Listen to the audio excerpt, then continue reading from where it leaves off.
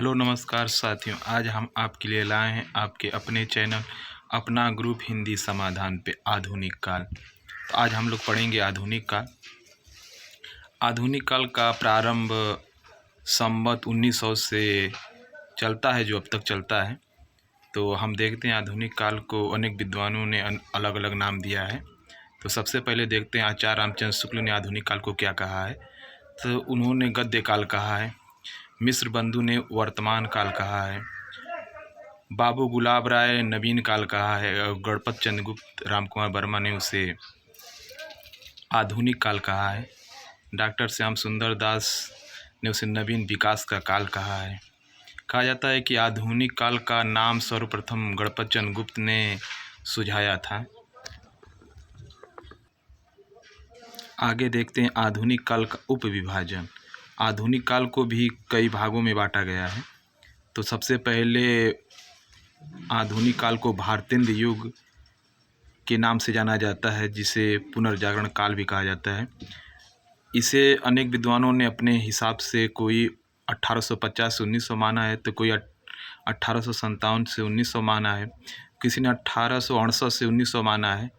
तो आप 1850 से 1900 तीनों भी देख लीजिए, याद कर लीजिए, कोई दिक्कत नहीं है। फिर अगला काल आता है हमारा द्विवेदी युग, जो महावीर प्रसाद द्विवेदी के नाम पर रखा गया है। तो द्विवेदी युग को जागरण सुधार काल भी कहा जाता है। इसकी समय है 1900 से 1918 ईस्वी तक। फिर आगे चलते हैं तो देखते हैं छायावाद आता है। छायावाद को रहस्यवाद भी कहा जाता है और गद्य में से शुक्ल युग भी कहा जाता है। आप इसका तीनों नाम जानते रहिएगा।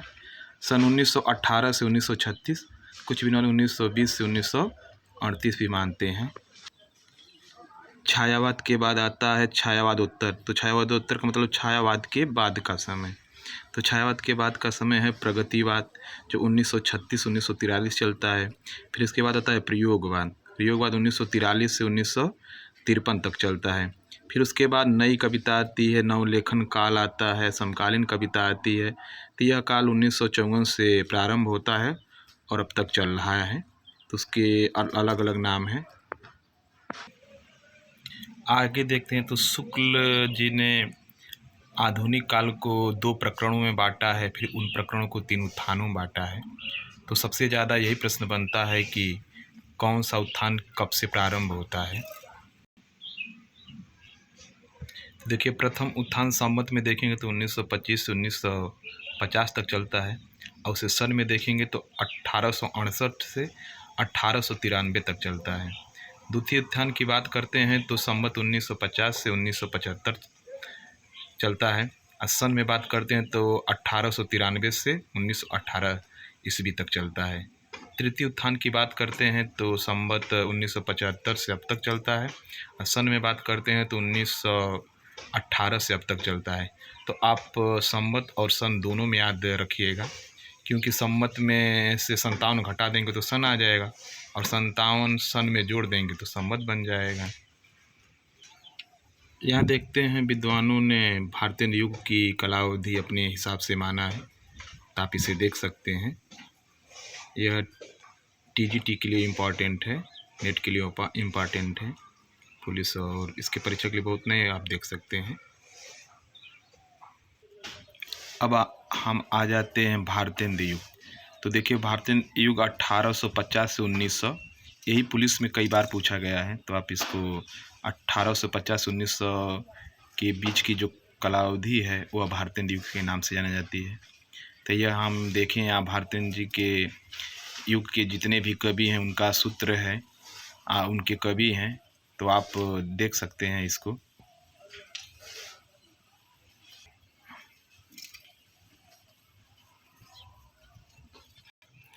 भारतेंद्र युग के सबसे प्रसिद्ध भारतेंद्र जी स्वयं हैं, इसीलिए उनके नाम पर इस युग को रखा गया है। तो भारतेंद्र जी का जन्म 1850 ईस्वी काशी में होता है और मृत्यु 1885 ईस्वी काशी में ही होती है। उनका उपनाम है रसा, उपाधि है भारतेंदु और अन्य नाम से भी जाना जाता है, जिसे नवजागरण का अग्रदूत कहा जाता है, अजात शत्रु कहा जाता है। उनके देखिए पिता का नाम है गोपाल चंद गिरधर दास और उनके शिक्षा गुरु हैं राजा शिव प्रसाद सितारे हैं। काव्य की शिक्षा उन्होंने पंडित लोकनाथ से ली थी। भारतेंद्र ने लगभग 70 काव्य ग्रंथों की रचना की है। तो उसमें से हम कुछ लिखे हैं, उसको आपको दिखा रहे हैं। जिससे प्रेम मल्लिका, प्राप्त, समीरन, दशरथ विलाप, रिपनाष्टक, दान लीला, प्रेम माधुरी, प्रबोधिनी, विजयनी, विजय वैजंती, फूलों का गुच्छा, यमुना छवि, उत्तराद, भक्तमाल, बंदर सभा, नए जमाने की मुकरिया, ये भारतेंद्र जी की रचनाएं हैं। अब आगे देखते हैं भारतेंद्र जी से कुछ जुड़े मुख्य पॉइंट है। जैसे उन्होंने कवि वचन सुधा, हरिश्चंद्र मैगजीन, जिसे हरिश्चंद्र चंद्रिका भी कहा जाता है, बाला बोधिनी नामक पत्रिकाओं का इन्होंने संपादन किया। देखिए, पैरोडी, स्यापा, गाली, लावनी आदि शैलियों का इन्होंने अपने काव्य रचना में प्रयोग किया है। फिर आगे देखते हैं, भारतेंद्र को आधुनिक हिंदी साहित्य का जनक भी कहा जाता है, या ऐसे प्रश्न बन किया था, आधुनिक गद्य साहित्य के जनक कौन हैं? तो भारतेंद्र जी हैं। हरिश्चंद्र को भारतेंद्र की उपाधि 1880 ईस्वी में मिली थी। इनकी अंतिम यात्रा बलिया ददरी का मेला जो 1884 ईस्वी की थी। भारतेंद्र जी ने अमीर खुसरो के ढंग पर मुकरियाँ लिखी हैं। तो यह भारतेंद्र जी से जुड़े कुछ प्रमुख पॉइंट हैं। भारतेंद्र जी के बाद आते हैं बद्री नारायण चौधरी प्रेमघन। उनकी उपाधि है प्रेमघन और उपनाम है अब्र।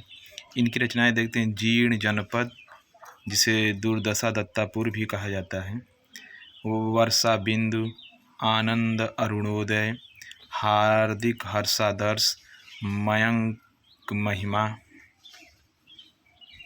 होली की नकल। तो इन्होंने आनंद कादम्बिनी पत्रिका और नागरी नीरद नामक पत्रिकाओं का संपादन किया, जिसमें आनंद कादम्बिनी पत्रिका बहुत ही इम्पॉर्टेंट, इसको बार बार परीक्षाओं में पूछता है। अगले कवि आते हैं प्रताप नारायण मिश्र। प्रताप नारायण मिश्र की रचना है प्रेम पुष्पावली, मन की लहर, रस खान शतक, प्रताप लहरी, हिंदी की हिमायत, दंगल खंड। आगे देखते हैं तो उन्होंने ब्राह्मण और हिंदुस्तान नामक पत्रिका का संपादन किया, जो बहुत ही सफल रहा। हमारे अगले कवि आते हैं श्री राधाचरण गोस्वामी। इनकी रचनाएं हैं नौ भक्तमाल है, इसक चमन है, 12 मासा है, विधवा विलाप है। अगले कवि हैं श्री राधा कृष्णदास। इनकी रचना का नाम भारत 12 मासा है, रहीमन विलाप है, मैकडोनाल्ड पुष्पांजलि है, जुबली है। फिर उसके बाद आते हैं ठाकुर जगमोहन सिंह। तो उनकी रचनाएं हैं प्रेम संपत्ति लता, श्यामा लता, ऋतु संहार, मेघदूत। ऋतु संहार और मेघदूत का इन्होंने संस्कृत से हिंदी में अनुवाद किया है। अगले देखिए, एक प्रश्न बनता है कि भारतीय युग में प्रकृति चित्रण करने वाले कवि कौन थे? तो जगमोहन सिंह थे। आगे देखते हैं तो श्री अंबिका दत्त व्यास जी आते हैं। उनकी उपाधि सुकवि।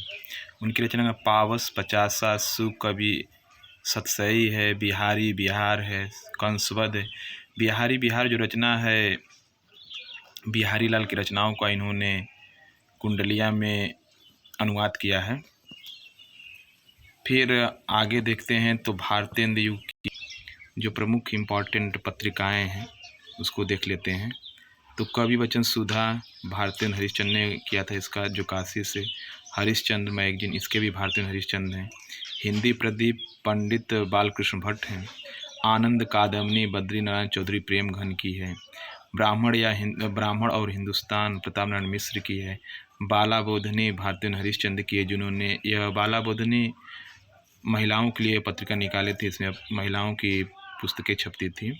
हरिश्चंद्र मैगजीन, इसे भी भारतेंद्र हरिश्चंद्र ने ही निकाला, फिर बाद में उसका नाम बदल दिया गया।